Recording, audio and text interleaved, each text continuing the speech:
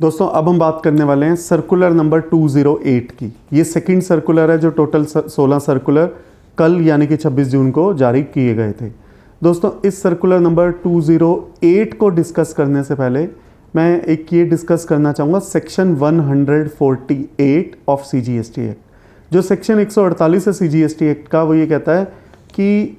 Government special process बना सकती है कुछ स्पेशल लोगों के लिए, कुछ स्पेसिफिक रजिस्टर्ड पर्सनस के लिए with respect to their registration, कि वो रजिस्ट्रेशन किस तरह से करेंगे, वो अपने रिकॉर्ड्स किस तरह से बनाएंगे, वो रिटर्नें कैसे फाइल करेंगे, वो टैक्स किस तरह से पे करेंगे, या उनके लिए स्पेशल प्रोसेस क्या रहेगा। तो एक नोटिफिकेशन आई थी, नोटिफिकेशन 30/2023, जिसने बताया था, कुछ इंडस्ट्रीज़ के बारे में लिखा हुआ था जिसमें मेनली टोबैको है, कि इनको क्या प्रोसेस फॉलो करना पड़ेगा, और सेक्शन 148 की पावर को यूज़ किया गया था उन इंडस्ट्रीज़ को इसके अंदर कवर करने के लिए, जिसके लिए एक नोटिफिकेशन आई थी, नोटिफिकेशन 30/2023। इस नोटिफिकेशन को बाद में कैंसिल कर दिया गया था, रिसिंड कर दिया गया था, इसके इफेक्ट को नलीफाई कर दिया गया था नोटिफिकेशन 3/2024 के द्वारा,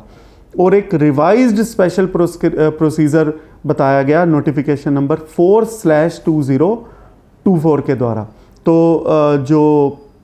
सीक्वेंस है वो इस तरह से थी, पहले नोटिफिकेशन आई 30/2023, उसको रेसिंड किया गया notification by way of notification number 3/2024, and then a revised procedure आया नोटिफिकेशन नंबर 4/2024 के द्वारा। उसके बाद काफ़ी रिप्रेजेंटेशन आई ट्रेड की, कि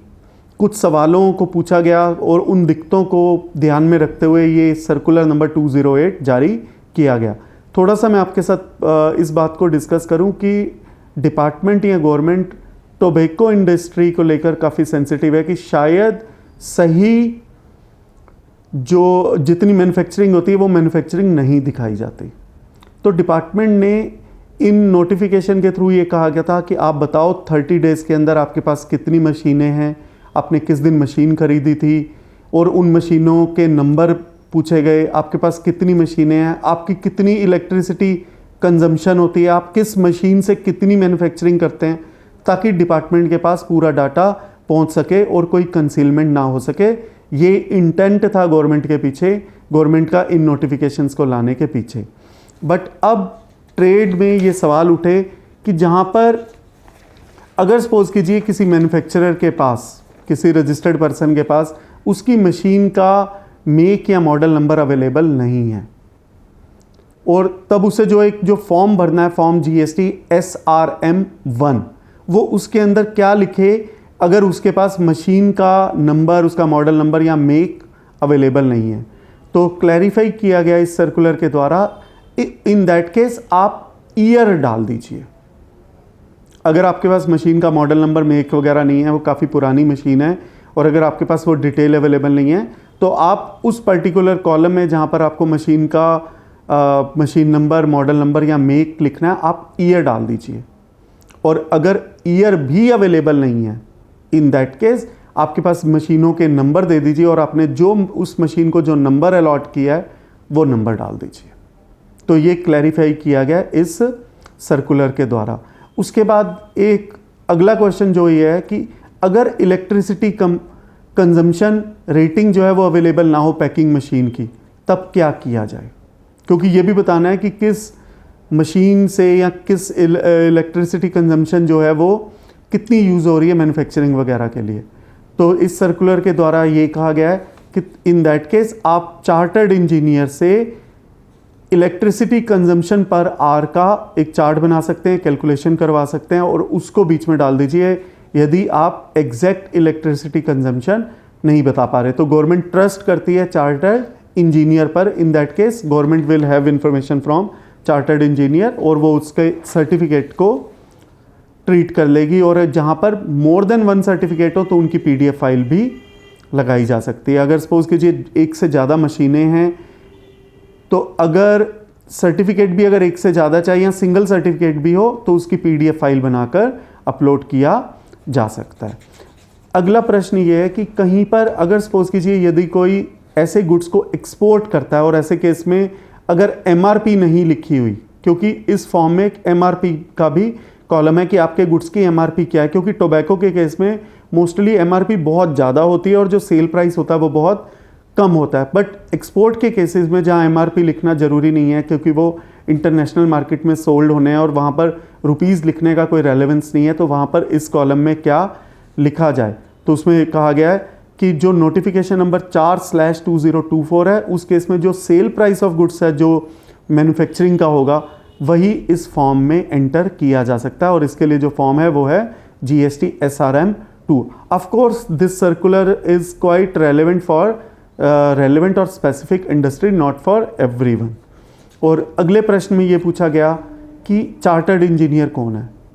क्योंकि चार्टर्ड इंजीनियर का सर्टिफिकेट भी लगना है, तो यहाँ पर ये कहा गया कि जिसने जो प्रैक्टिसिंग चार्टर्ड इंजीनियर है, जिसके पास सर्टिफिकेट ऑफ प्रैक्टिस है, जो कि इंस्टीट्यूट ऑफ इंजीनियर्स इंडिया ने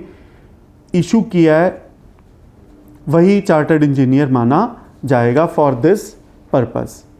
और अगला प्रश्न ये है कि क्या ये स्पेशल प्रोसीजर उनको भी फॉलो करना है जो manufacturing units special economic zone में लोकेटेड हैं, तो सर्कुलर में बताया गया है कि ये उनके ऊपर एप्लीकेबल नहीं है। तो अगर कोई manufacturing unit special economic zone में लोकेटेड है तो उनके लिए ये नोटिफिकेशन नंबर एप्लीकेबल नहीं है, तो उन्हें ऐसा कोई प्रोसीजर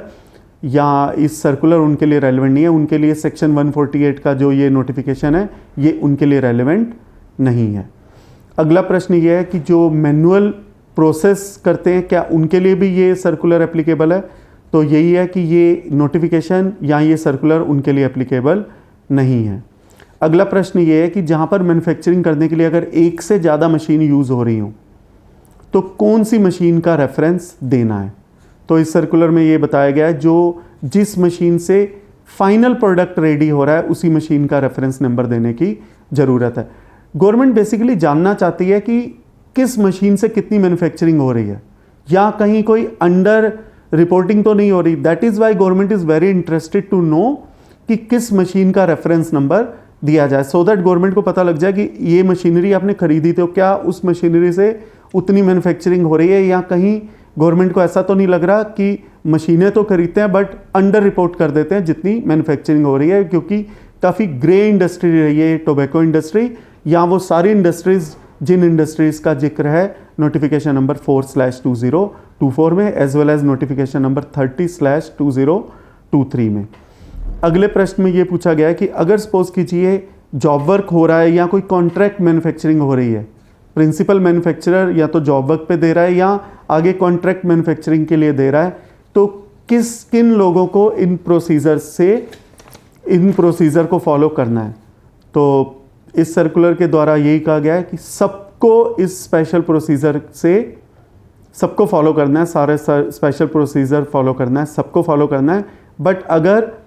आपका जॉब वर्कर या वो कॉन्ट्रैक्ट मैन्युफैक्चरर अनरजिस्टर्ड है, इन दैट केस जो प्रिंसिपल मैन्युफैक्चरर है जो कि एक रजिस्टर्ड होगा ऑफ कोर्स, उसको इस सर्कुलर से और इस नोटिफिकेशन का फॉलो जो करना है वो उसको करना पड़ेगा, अल्टीमेट रिस्पॉन्सिबिलिटी उसकी होगी। दोस्तों मैं उम्मीद करता हूँ ये सर्कुलर आपको समझ में आ गया होगा। धन्यवाद।